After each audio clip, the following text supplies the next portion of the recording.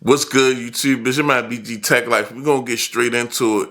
We're gonna unbox the Samsung Galaxy S25 Ultra together. Now, this is the titanium, white, and silver 512 gig edition right here. Pick this up off Samsung.com. It's been a controversial device. It's lost the feature, things of that nature. But me, I'm still excited. I'm still excited because this is one of my favorite phones.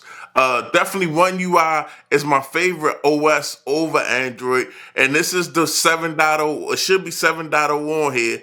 And we getting the Qualcomm Snapdragon 8 Elite.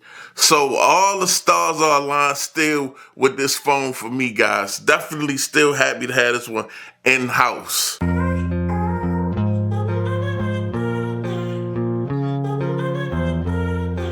Go ahead, just then get this tab out the way. So we're just gonna open, and here we have it, guys. We got the white silver S25 Ultra on deck. We know it's not much of an unboxing these days. As you can see, usual Type-C to Type-C, Samsung black cable, and you also get some paperwork and a SIM ejector. All right, so here we got the S25 Ultra, guys.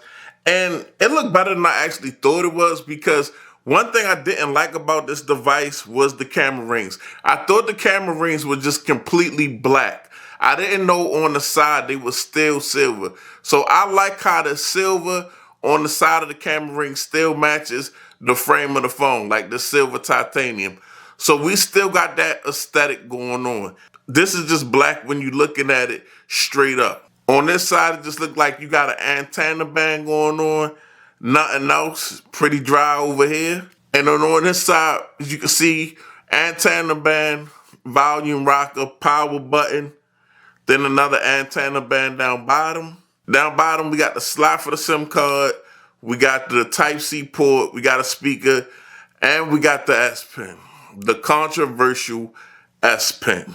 Now here it is next to my S24 Ultra, and they pretty much the same size, except as you can see, we got the rounded corners on the S25 Ultra.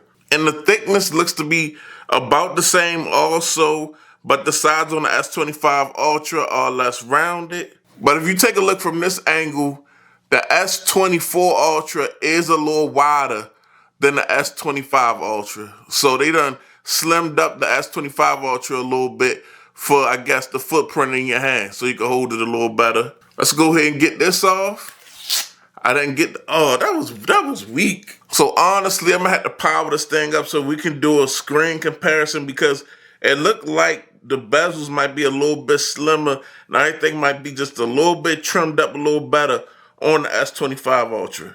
Okay, so we got the S25 Ultra powering on. On the S25 Ultra, I'm gonna be honest with you, but we're gonna have to really get into this. This is just the unboxing. I'm gonna go ahead and do my setup and I'm gonna come back. Okay, YouTube, so I done put my information in the S25 Ultra, set up my fingerprint, so we in here. I'm just looking around. Now, I'm not even gonna talk about early impressions on this device. I showed y'all what it looked like, kind of like what it looked like compared to the S24 Ultra. Now, to me, was this device worth it? Let's talk about that for a minute, because I hear a lot of conversations and I just want to talk about my thoughts on this device. Not even as a YouTuber, not even as a content creator, not even as somebody who makes money off of content creation. This can't really be the same device as the S24 Ultra. Anybody that says this is the same device is lying to you, because literally that's a blanket statement. That's a lie. Nothing is literally always the same or completely the same. But I will say, like, just with my interest in smartphones, what made me pick it up and what would make it worth it for me if I didn't, kind of like make a little bit of money off this thing, it was just the computing power, guys. The Snapdragon 8 Elite, especially now that it's full Galaxy. I'm interested in things like that, and I know some of you are. So just the performance upgrade, it's like going from a M1 MacBook Air to an M3 MacBook Air. Or, it's just certain things don't have to change form factor or look on the outside to be way better. Just like I said, just look at a MacBook. MacBooks look the same every year, but it's about what's on the inside, especially if you're really putting it to use. Now, if you're not putting it to use, you don't notice, you don't care. Also, I'm just curious about the vapor cooling and how the bigger vapor chamber that this device has, how that's going to hold up in the summer, how that's going to hold up long to, gaming. Because I'll put I'm the type of guy, I'll actually hook my controller up to my Xbox Elite controller and, really play some Call of Duty like I'm on an Xbox or gaming PC. Now, I know it was also a lot of backlash about the S Pen losing Bluetooth capabilities.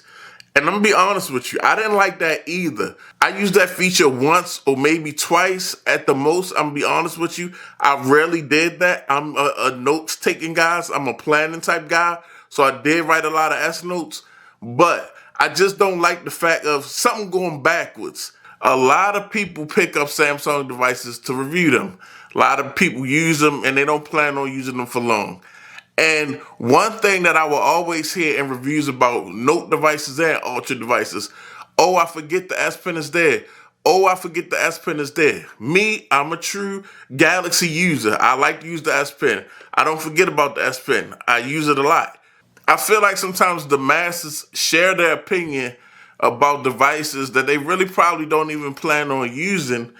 And then these companies get the idea, well, nobody uses the S Pen. Everybody forgets about the S Pen. So if we take one thing away from the S Pen, nobody will care.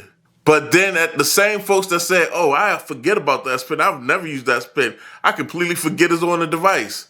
They're the same people that's complaining now that the Bluetooth is gone. So it's just like, sometimes with tech, it can be frustrating a little bit. But yeah, this is my Galaxy S25 Ultra is on deck. I'm excited. I'm going to review it. I'm going to definitely, this is its own device. I'm not going to sit around and keep comparing it to the S24 Ultra. Shout out to that device. Great device. But this is actually something different. I'm not going to do a whole bunch of comparing this to the S24 Ultra. That's a dope device and that's its own device. And if you got that device and you really like that device, it's nothing wrong with that device at all. But me, myself, I definitely wanted to check this out. Even if it wasn't for YouTube purposes or channel purposes and things of that nature or accessory purposes and brando purposes, I just still want to check out this device because I'm a fan of processors and performance. And I feel like this is just one of the biggest and best performing devices constantly, almost like kind of like a LeBron thing. I feel like sometimes people hate to see a device constantly held in high regard, but it is what it is. Your boy BG Tech Life. Thanks for watching. If you're not subscribed, get subscribed. I'm out. Peace.